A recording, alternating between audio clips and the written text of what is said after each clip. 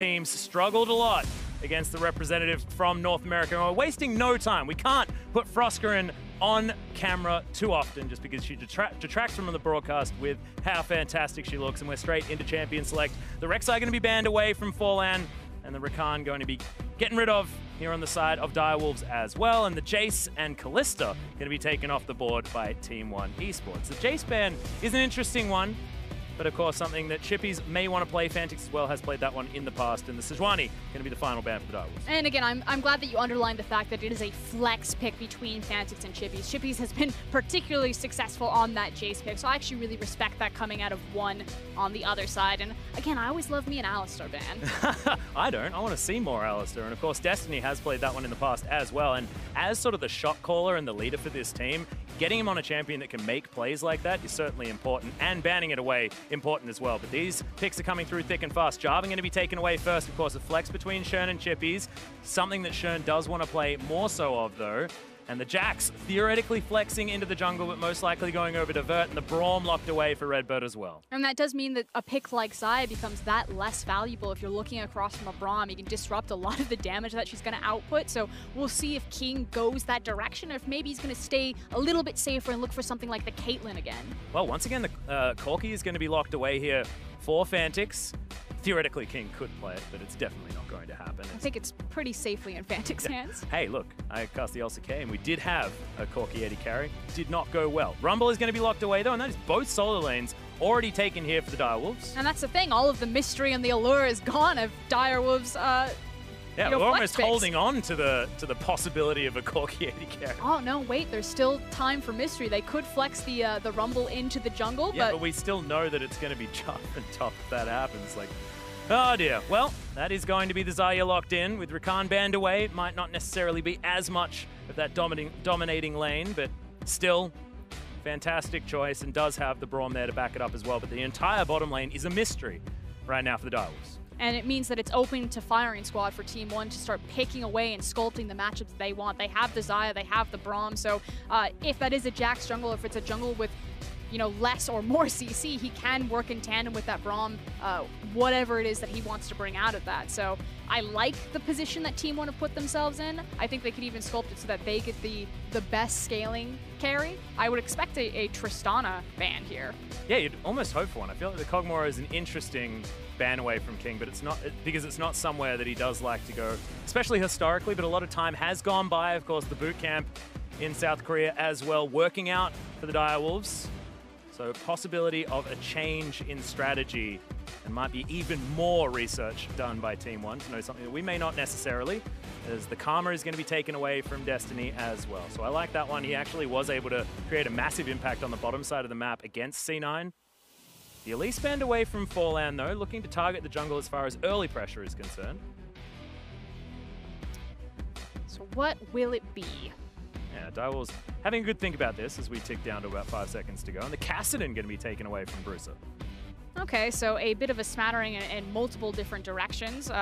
Phantiks, of course, probably going to take that Corki into the mid lane, so doesn't want to face the Kassadin, but they're still... I like how you say probably. I've infected your brain. Ah, stunning. I never really know what to expect with the Direwolves or with you standing next to me. That's a good point. I like to keep you on your toes, Frosco. It's Absolut. It's going to lock away the Orianna for Bruiser. It's something that Murph actually plays quite well.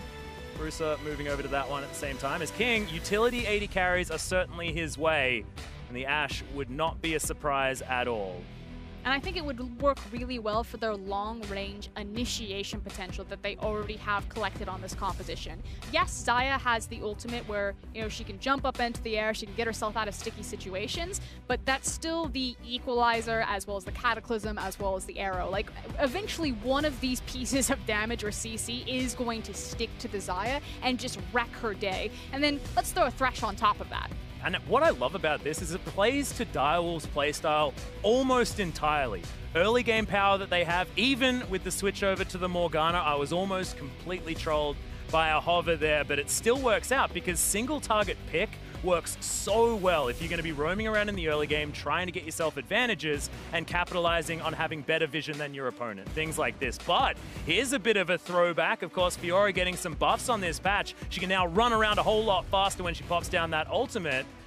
And she's going to be picked up into the top side, and Forlan is going to be flexing that Jax into the jungle. So much damage coming out of both of these teams right now. And we'll keep our eyes on how Jax decides to itemize. Usually you see more of a tanky Jax coming out of the jungle, but the hyper-scaling potential of Team 1's composition is pretty outrageous. Fiora and Jax, if these champions get going, they can just dominate side lanes, and there's really no options that Direwolves would have to face them in those lane assignments. You know, Rumble's going to be great in the 5v5, but left onto his own devices, he's probably just going to get smashed by either Jax or Fiora. Yeah, and if you look at Fiora and Jax, it feels like the Bash brothers, you know? It's like you get both of these champions smashing onto a single target, then you have the grand challenge coming down, everyone's healed back up again, and you can snowball it from there, especially with the shockwave being available. Decent ball carriers on both sides with the lunge and the leap available for both of them. Could be a terrifying prospect. They do have, you know, a tank in the Braum, but it might be something that Direwolves can capitalize on because they're not going to be super tanky in the earlier stage. It's about the fact if Team 1 can split up the Direwolves, keep them from grouping together, looking for that 5v5, because you look at the Direwolves composition. The double equalizer comp. Exactly. That is so fit and center to fight around these big monster objectives, to look for these big team fights. Now, we particularly have to keep track of levels on Chippys, you know, looking for the different points in his ultimates, because that's going to be the big go button for Direwolves. I actually like this. A bit of a throwback to when we used to cast together all the time, because it was always check the level of the Rumble to see how much the equalizer is going to hurt when he teleports in for a dragon. That was always the way. You taught me how to do this. Like, I now know how to commentate because I know that you just need to look at the Rumble and which level he is in order to work out what to do. He's level 11. I think they're going for it. No, he's only level 1. There's only one there. Man. Have you got your glasses on? No, but I am dyslexic. Oh, okay. Well, Team 1 looking for the early invade. Shernfire unable to take down that ward. As Destiny turns up unseen here. It's a bit of a 5-point defense system, with Phantiks just hanging out there in the mid lane, understanding that the Bruiser is probably just going to try and throw balls at him, which he does. Just scouting out. Now, the thing is that the damage kind of has been done, however, because they did place the vision onto the red buff. So if Shernfire decides to commit to it, it will be giving full vision and information over to Team 1, and then it's a matter of what they do with that vision, knowing what Shernfire's pathing is, or suspecting what it could be in. Maybe, you know, he gives them the information, then he tries to put a spin on it, or a twist to find some sort of opening and ganking his lanes. But looks like it's going to be a Raptor start and a red start for both junglers. Yep, Forlan actually cheating here because that skin does have a real weapon. Not a huge fan. It's supposed to have something like a fishing rod, you know, or a lamppost. He's got an actual polearm. Does that bother you? That he has an actual weapon? Yeah. The fact that he's playing Jax bothers me. I hate that champion. Playing against Jax is just ruins days. Playing against him isn't great, but I like having him there because he does create extra action as King's going to turn up. Does have the championship Ashe skin as well. It's the first binding lands. You got to check that one out generally. It's like getting your eye in. Destiny does certainly have that one, although he was punished. I feel like you really only have to hit one, too, because then you just get into the mind of your enemy, yeah, and they just know now that you can hit it. Although he did take half of his health bar in damage. Does have some biscuits there to keep himself safe, so see whether the Direwolves can push this one back, but it's a good shove coming out from Team 1. But checking back in on the jungler, so it was red into blue. Shernfire's now just completed it, and Fiora is very far forward. So Shernfire looks like he's going to go for the easy gank and might walk into him in the ward. Oh, he stalled for the scuttle. Yeah. That would have been perfect. Shern does like to pick up camps where he can, as VVvert is going to know exactly what's going on as little Rift Scuttler does turn up right in front of him. Yeah, and immediately the ping goes down. So like you said, he sees the Scuttler, so he knows that Shernfire is on the top side of the map. That'll give information for Forlan to decide how he wants to continue to farm his jungle. Maybe he'll look for an invade on Krugs. The ward has already been placed in the bottom side of the try, so he will have clean vision walking down there if he wants to trade camp. Yeah, and Shern actually avoiding a lot of the vision here. If he does walk over and try and get a deep gank onto VVvert up towards the top side, he can certainly do that, and VVvert knows that he is up there, so just going to try and check. It means that Chippys has a lot of space to work with. Yeah, and unfortunate for VVvert, he just has to give the respect for the Jarvan. Only has his ward into the tri-brush, and Rumble level 4, still very punishing. Well, speaking of punishing, Phantiks actually going aggressive against Bruiser here, who's had to eat a lot of his biscuits already. By that I mean one. I'm already glad to see Bruiser using auto attacks. We had some Oriannas earlier today that were just auto attack or just attacking with the ball as opposed to also utilizing the passive and the auto attack, which is where so much of her early damage comes from in lane phase. Well, King actually trying to get some damage back here, but he's losing out. Concussive jungle. Blows comes in and the Ignite's there. Okay, Forlan in trouble though, and Phantiks is looking for this one. Leap comes in. Oh my goodness, that was God tier.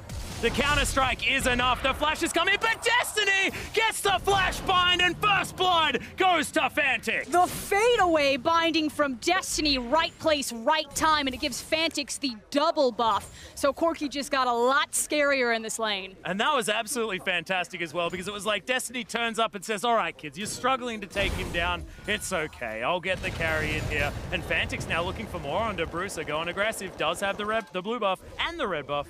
So isn't too worried at all. Also has the flash advantage on the Orianna, so Bruiser has to be so respectful there as we take a look how that happened, because we were looking at the bottom lane, which turned into a very heavy 2v2, but Forlan just caught counter-jungling the Raptor camp. Did have a level advantage here under Shern, but just knew that Phantiks was in the area. It was so cute with this play to get the stun, but Destiny, that was fantastic. Flashes over the wall and just hits him on the very edge. Oh, come on, just say it. No. I'm not here to indulge you, Atlus. Dang it. Okay, well, Bruiser sidesteps the phosphorus bomb. I'm going to be upset about that for a while, okay, Froskurinn? So the thing that Phantiks wants to do here is he wants to continue to punish the flashless Orianna, so he's trying to get the creep wave pulled over to his side of the map and just be that massive bully that double buff Corki gets to be by denying as much CS as possible, and then being like, if you want it, yeah, come and get it.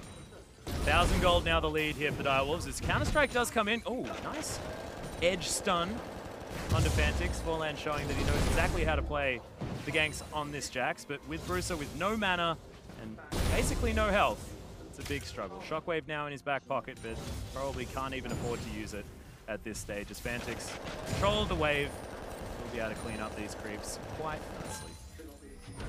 Having to pull the jungle just to trying to fix the wave there. It does mean that, like you said, Shernfire gets to continue to play Farmville in his jungle. Kind of in the Shernfire way.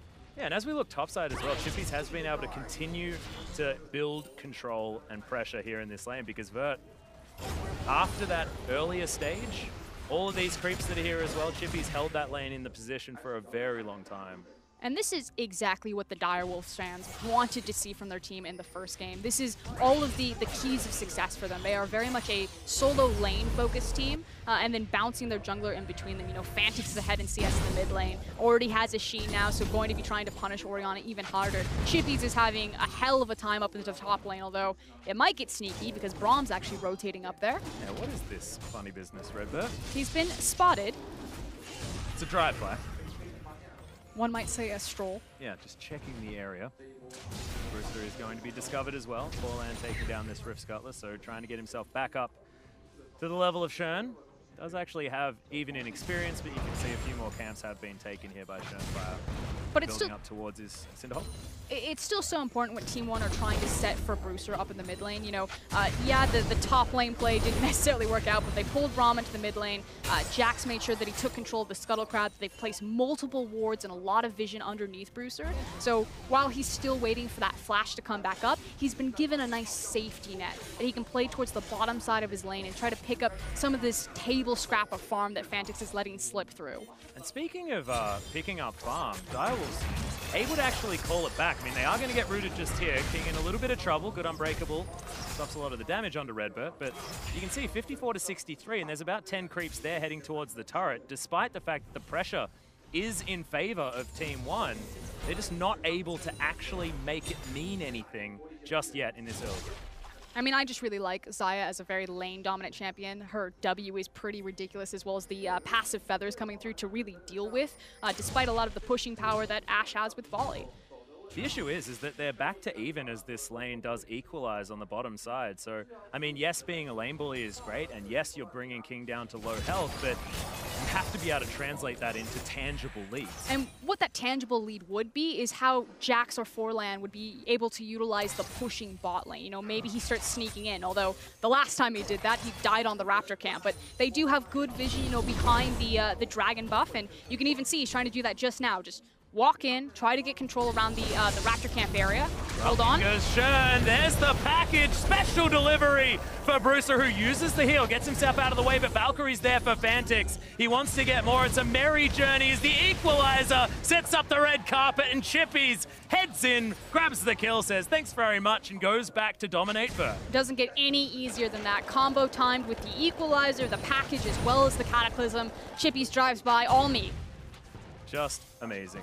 Set up exactly the path that Bruiser didn't want to take. But what's interesting is now the equalizer's not available for the cross-map play. You know, normally a lot of teams, when they have the equalizer available, that's when they try to make the teleport play bottom, especially on a lane as far forward as this Xayah and Braum right now. But the Direwolves, they sit in their lanes. They like to abuse these individual matchups and advantages, whereas Team One are trying to be more about the team play. You know, they pressure forward in their bot lane. They then use that pressure to pivot, turn towards the dragon, and start setting themselves up for a mountain. Well, they are certainly going to be able to head towards this. Phantiks doing a lot of damage to this mid lane, as we can see at about 10 minutes in. It's pretty much on the clock as far as farm. It's what we expect from him, but it means that Direwolves not able to grab what is a pretty important dragon. Set up Team One eSports for the later stage of the game. It's only about a 2,000 gold lead, as Direwolves do have to get themselves out of this. I mean, the scary thing is that with taking the mountain, the Infernal is just as important next time. It will spawn around 16 minutes, and around that time window, Phantiks is going to be very happy. He's already sitting on the Phage as well as the Sheen, so he should have his Trinity Force completed. Yeah. And he's just going to be going full steam ahead for that Infernal fight. Are you talking about Corki power spikes again? The Corki power spike. It's like a bingo card. Yeah. When does it happen? Whenever he completes an item.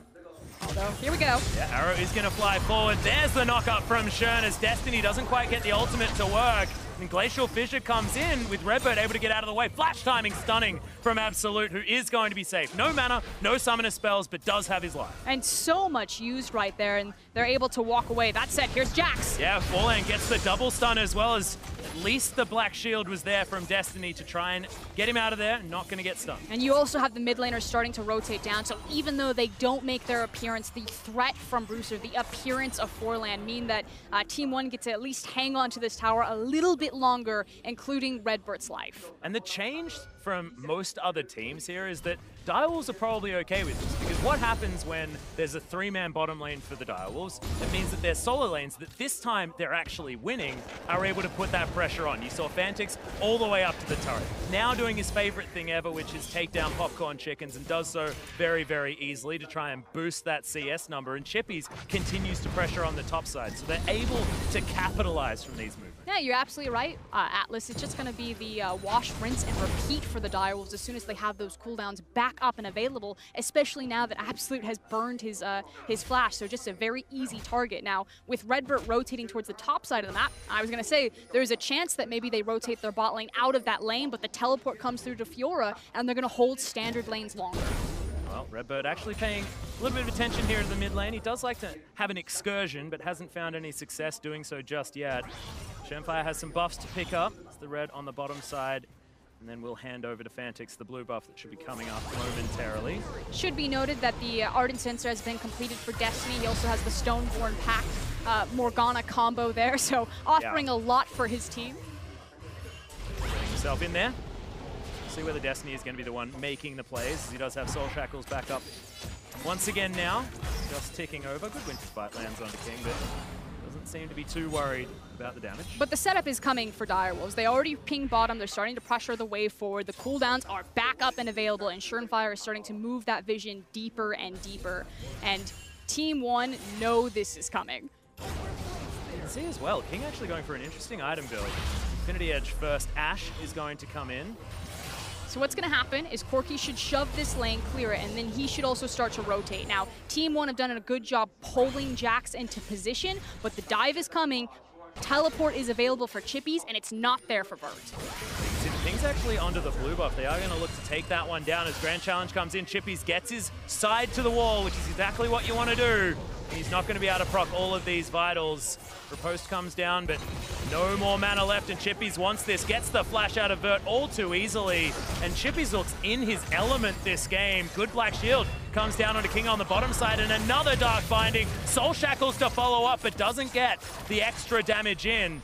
Absolut getting some back, but King looks absolutely fine. Yeah, and with all the action happening top, Direwolves don't even have to look for the dive. That's normally the play that you would see there. The wards go down, the Rumble shows up, but Equalizer's not there, and I might have spoken too soon because Shernfire's like, nope, we're going for it. But the rest of Team 1 are going to get themselves out of the way. Phantiks is here as well, so a good idea to vacate the area for Team 1, but they get themselves back with this minion wave that's coming in. There's not enough creeps to get this one done. Or is there? As Shernfire jumps himself forward, RedBert gets his way out, but Phantiks able to grab it with an empowered auto attack. Everyone is melting as Forlan goes down for the double for the Corki. It's exactly what we want. Chippys turns up. Everyone gets something here on the bottom side, and they'll get the first turret. No Equalizer, no problem. The thing is with Jarvan and a massive creep wave, Direwolves have the potential that they could look to push through here, but there's a wealth of options available for them.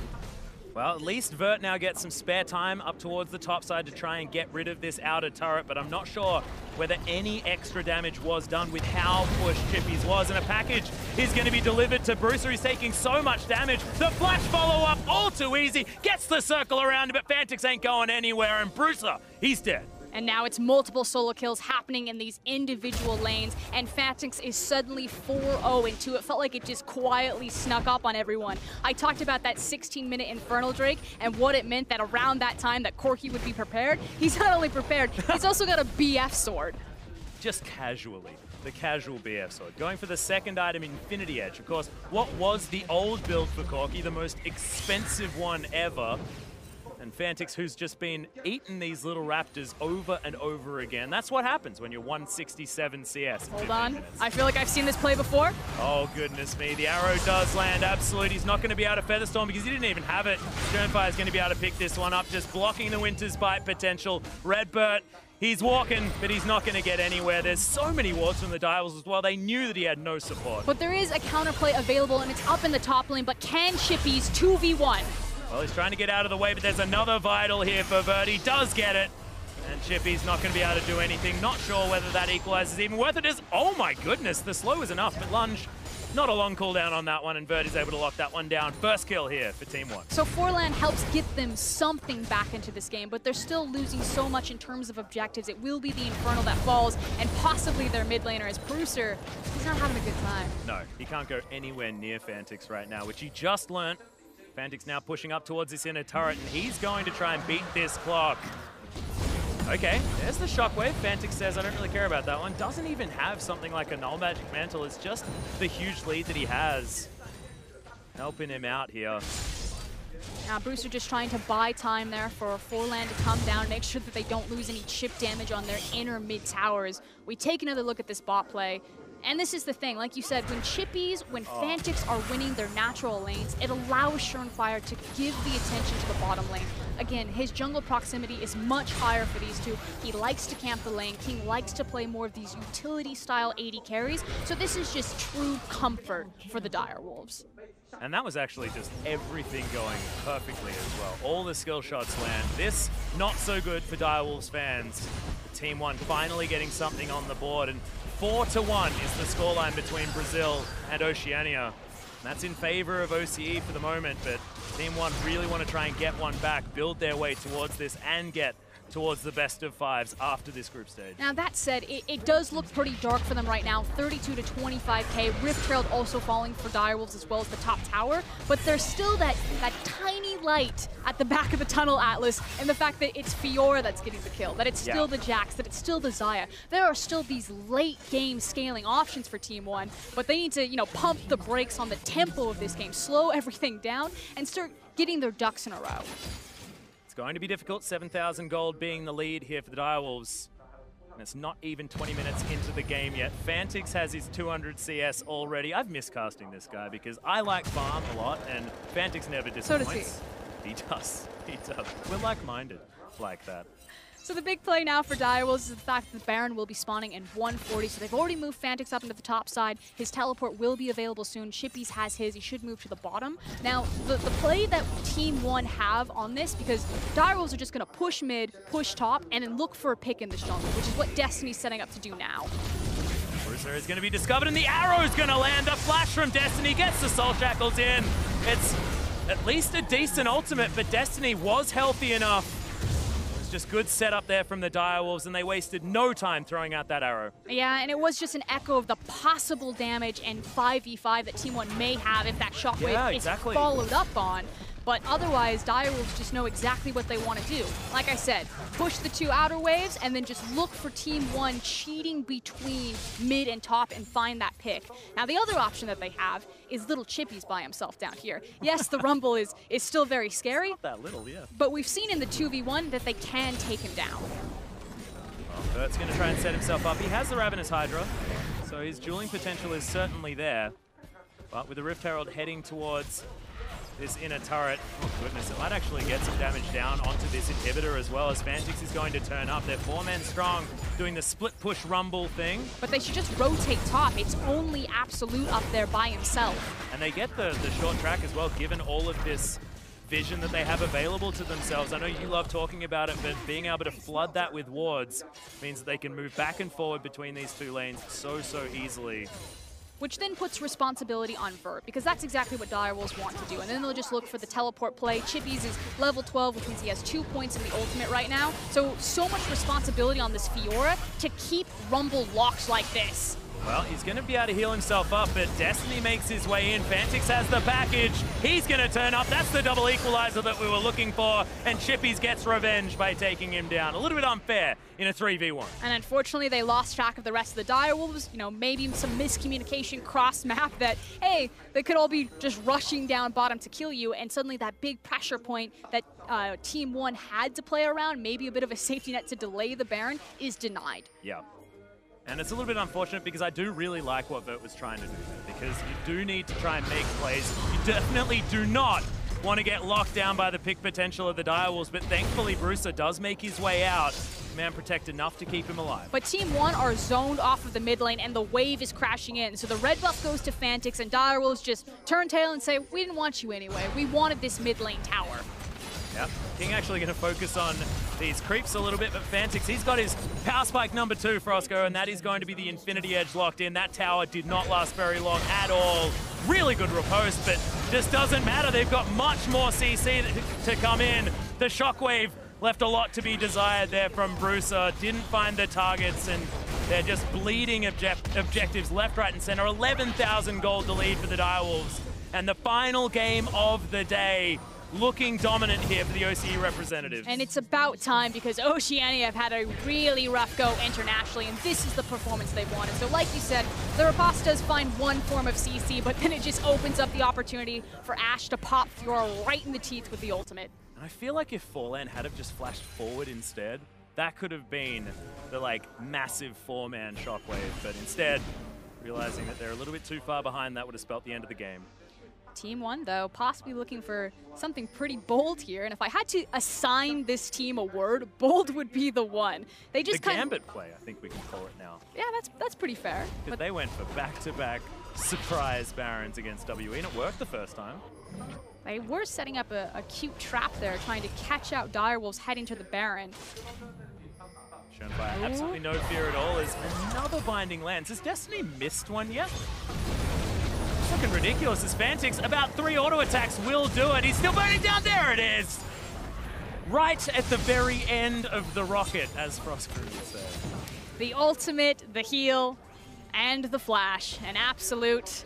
That's now a 4v5 for this Baron. They've got the control wards. Team 1 know it's going down. They do have their smite, but it might be too little too late. One last chance. Yeah, and a level in advantage there for Shernfire, as well, as they probably want to deny him being able to leap into this pit, because you don't want to try and opt in for any sort of 50-50. There's a shockwave, but it is locked down by Shernfire, and they grab the kill. Phantiks, he's in amongst it. We've got the arrow landing as well, and Phantiks knows the target that he wants to pick up. He's 7-0-4. The equalizer's there, and RedBert has to be so careful. I don't think a turret is going to bother Phantiks at all, as, my god, that was just one empowered auto attack.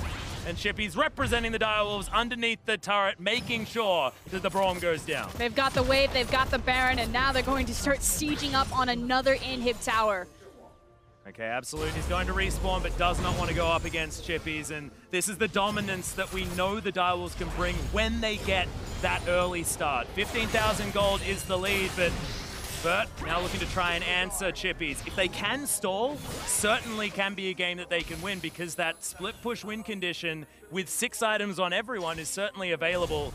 The Direwolves look like they're closing this one out strong. And they have the wave clear in terms of Team 1. You know, they've got an Orianna, they have a Xayah, Jax, Fiora. They can all farm very effectively. So there are the options. It just means that Direwolves have so much more onus to clean this out. We'll take another look at that sick Dark Binding, and you're correct. I don't think I've seen him miss one. Yeah. And then that damage. That damage is ridiculous. Also the aim for Phantiks as well, showing his comfort on the Corki. Now, Jax did get into the pit, but unfortunately wasn't able to make the steal stick. And I like the thought from Team 1. Again, you can see Fiora on the bottom of your screen. So their idea was, our only option here is to look for the steal. We can't win the 5v5. Oh, whoopsies. Okay, Bruiser caught napping there just a little bit, but it all happened very, very quickly. The arrows are landing, the bindings are landing, the support Ashe, the binary score lines here on the bottom side. Direwolves, we know exactly where they put their power. Chippys 3-1 and 4. We've got 8-0 for Phantiks. And they're looking for Nexus turrets. They'll get the first one. The Brazil versus OCE rivalry continues to be a good one for OCE. As the equalizer comes in, they're looking for the celebratory kills, and they'll get them. This damage is massive. The Nexus, not long for the world, and Direwolves put one on. It's 1-1 now for the Oceanians, and 0-2, unfortunately, for Brazil, but dominance and what we expected from the Direwolves, who can get ahead early. And raise your koalas, because Oceania is officially on the board at Worlds. We made it. We picked up the victory, and we're now 5-1, I believe, over Brazil. Yep, that's absolutely correct. So things working out for OCE, but they still need to back that one up tomorrow as well. And 2 blue side wins here for Direwolves at the same time. We are going to be switching sides, of course, when we get into our next matches. So see whether that is going to change things for the better or for the worse for either of these teams. That said, the importance of this victory cannot be understated. They said it on the yes. analyst desk all day, you know, with these groups that have appeared very top-heavy, you know, both Cloud9, both Team WE taking the big 2-0 victories. It was going to be the emerging regions clash that would really start to define who is going to take that second seed. And taking the second seed, you still get a shot at the elimination round in a best-of-5. Yeah. It's very, very dangerous now for Team 1, so they're going to have to really make sure that they turn things and try and pick up the victory against the Direwolves next time around, or perhaps even Cloud9 if they can. But that looks like such a tough ask. As far as this group, feels a little bit cut and dry at the very top, because Cloud9 looks so good, but there still were good things there for our Team 1 as well towards the end. And that's the thing. I don't want to take too much away from, you know, these losses for Team 1. Yeah. You know, watching their VODs, they are kind of a very polarizing, heavily swinging team. Sometimes they just get blown out. Sometimes they just blow you out. They say it in their motto, you know, today warriors, tomorrow heroes, but maybe tomorrow they'll be the heroes. Well, exactly right. They said it themselves, tomorrow is going to be a better day. But to break down that game and close out the day, let's send it over to the analyst. Thank you, Atlus. Maybe tomorrow indeed, Froskurinn. Today was incredibly rough coming in for Team 1. Mark Z, you had some strong opinions about this draft phase, specifically that Jax in the jungle. Yeah, it's been, you know, a long night. It's the last game of the day. I'll just be blunt. I think that Jax pick was pretty dumb. I understand what happened here. They took it early on. The Rumble gets taken into it. You want to flex it to the jungle, which I guess is fine. But the question is, like, why would you build it the way you chose to build it, where they take Cinderhulk on it, they start trying to finish a Righteous Glory, and at that point, it's like, yeah, you saved it from getting counterpicked top, but you made it useless, and you made your jungler useless. And I think that's where I have a big problem with their decision on what to do. Yeah, you thought the pick was dumb. I thought the play was also a little bit in that category, where he went into the jungle for the Raptors, decided to dodge towards the left side instead of towards his mid laner. I understand the Corki there as well, but now you're just in too deep, my friend. At this point, he can like just get collapsed on. The Corki's going to be able to get in there a bit as well. He's going to try to give him, you know, the loop-de-loop, but Morgana shows up. Yeah, this is one of those things where you're probably going to lose your flash no matter what. Just leap strike to the Corki, flash to your Orianna. Tries to do that way later, but like you said, Morgana, great follow-up, great flash binding there by Destiny, gets that set up to get the kill over the Corki. Ooh. And this is such a disaster in the mid lane because you give a kill over, you waste your Orianna summoners because she blew a heal trying to keep you up, and then you give double buffs over to a winning matchup, and he continues to smash that lane. It was one of those plays where it's like, yeah, it's a single kill, but in the circumstance of the game, it's a disaster. Yeah, we talk about how crucial jungle mid is in terms of synergy, but when both those champions are behind, you get to do anything you want in the enemy jungle. And Direwolf showed us that jungle mid synergy. Mid came down, support came up, the whole team collapsed the second they saw that opportunity. So I think we have to praise Direwolves for that level of play because they found that window. They knew they could punish this pick. And I'd be honest, I think they were a little surprised that Jax stayed around that long. But at the end of the day, Destiny, well-deserved from him, flashing over the wall, no hesitation there to throw out that binding. I mean, one sidestep and that whole play could have been thrown away. Right, now overall, I think Direwolves had themselves a pretty nice comp here. They got a bunch of winning matchups. They forced one out of what was probably their initial game plan. And then they're left with something that still works very well together. They have magic damage, they have physical damage, they have everything that they need to actually, snowball through this game off that kind of lead that they built.